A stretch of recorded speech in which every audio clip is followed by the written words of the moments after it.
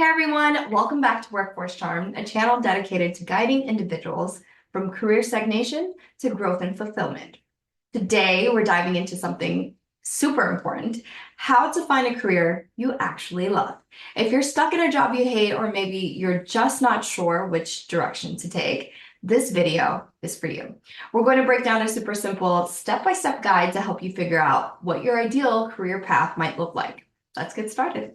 So step one, you have to become a self-expert. Seriously, guys, how can you expect to find work you love if you don't even know yourself? It's like going shopping for clothes without knowing your size. You'll just end up with stuff that doesn't fit, right? So I'm borrowing this idea from Scott Dinsmore, who gave an incredible TEDx talk about this exact thing. He said, if you don't know what you're looking for, you'll never find it. If you haven't seen it before, I will link it in the description for you. Now, I'm going to get real for a second here. When I graduated from college, I took an internship at a very popular urban radio station in Chicago. So shout out to WGCI and Clear Channel Communications. Everyone was like, oh my gosh, this is a dream job. You're so lucky. But a year in, and I was miserable. And this had nothing to do with the company itself.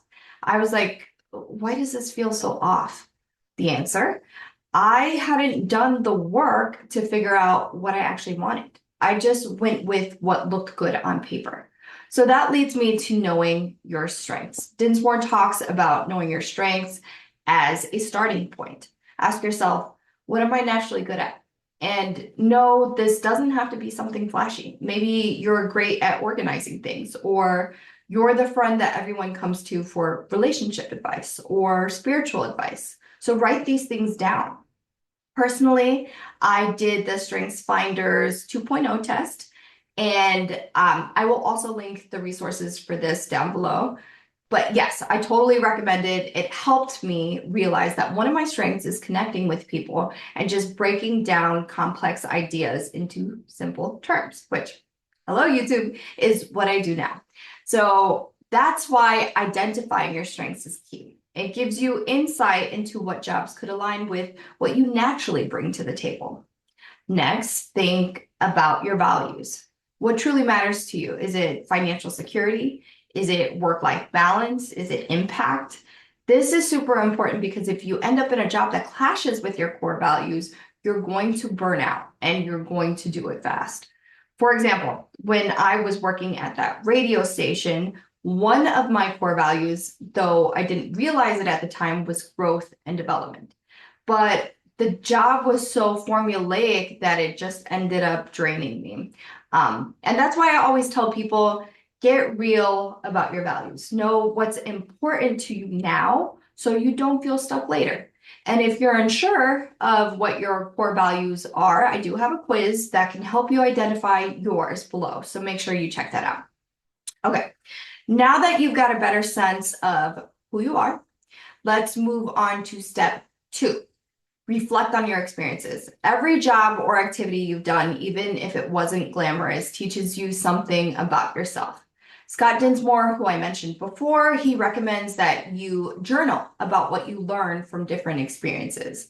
And this was game-changing for me. I actually started keeping a lessons learned journal on my OneNote application. That's just so I can easily search it on my computer if I want to reference something again easily. And I can also access it on my cell phone.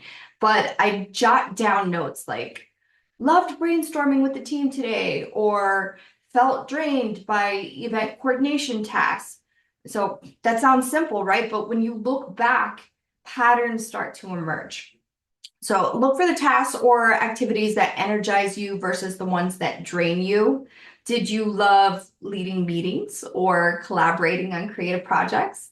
Did you hate financial tasks, IT tasks, or even those solo tasks that had you staring at your computer screen for hours? These little details can tell you a lot about what kind of work environment and role you'll thrive in. For me, that journal led to a big realization. I found that I loved engaging with people and pushing people to meet their career goals quicker. But I really dreaded focused, systematic work that can feel isolating over time. So that insight pushed me to start my own business, doing individual career consulting and helping corporate staff upskill. All right, so let's say you know yourself a little better. Step three is defining what success means to you.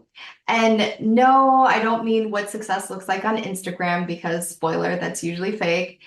This concept is straight from Adam Leipzig's TEDx talk. If you haven't noticed, I'm a big TEDx and TED Talk fan. So he had a talk on life purpose where he talks about finding out who you serve, what those people need, and how they change as a result of what you do. So instead of chasing generic goals like, I want to be rich, just focus on why you want to do what you do. For me, I used to think success was tied to a certain salary or even a job title. But as I started sharing resources and connecting with my clients and people like you guys, I realized that success for me actually means just making an impact. It's about helping others get clear on their own lives and their decisions. And you know what? That feels way more fulfilling than chasing some arbitrary goal. So ask yourself the right questions. When you're thinking about success, I want you to ask yourself, what kind of impact do I want to have? How do I want to feel in my job? What do I want my legacy to be? And these questions will give you clarity on the real reason behind your career choices. Now, let's talk about something super underrated, the people you surround yourself with. Scott Dinsmore calls this the biggest life hack in the world. He's not wrong. You are the average of the 5 people you spend the most time with. Yeah, you've probably heard this before, and it's true. So when I was first starting my business in career consulting, I had people around me who just didn't get it. They didn't take me seriously. They thought it was a waste of time, or they thought that it was going to be a project that I picked up, kind of half-assed, and then gave up on. So I started doubting myself. Was I really wasting my time, my energy, my money on this? But then I met a few people who were killing it in the consulting space, and suddenly the narrative changed. When you see people around you doing the impossible, it starts to feel possible for you too. So find your tribe, whether that's a group of coworkers who inspire you or an online community. Maybe it's school, maybe it's Facebook. So find those communities of like-minded people. They will make or break your success. The energy they bring rubs off on you. If you're surrounded by people who think small, you'll start thinking small. But if you hang out with dreamers and doers, your mindset shifts to, well, if they can do it, why not me? So, all right, step 5, push your limits. A lot of us don't even start on the path to our dream career because we don't think that we can do it, or we think that we're starting too late. Let me tell you something. It took me over 10 years to get my bachelor's in organizational management with all of the hiatuses I took and exploration of different career paths. I didn't start my business until my early 30s, but all of that experience has in the end really benefited me. Listen to Scott Dinsmore. Once again, he says, everything was impossible until somebody else did it. So I used to think that launching my own business and building a community would take years, if it even happened at all. But I pushed past that fear. It wasn't about being the best right away. It was about starting small and just getting better little by little.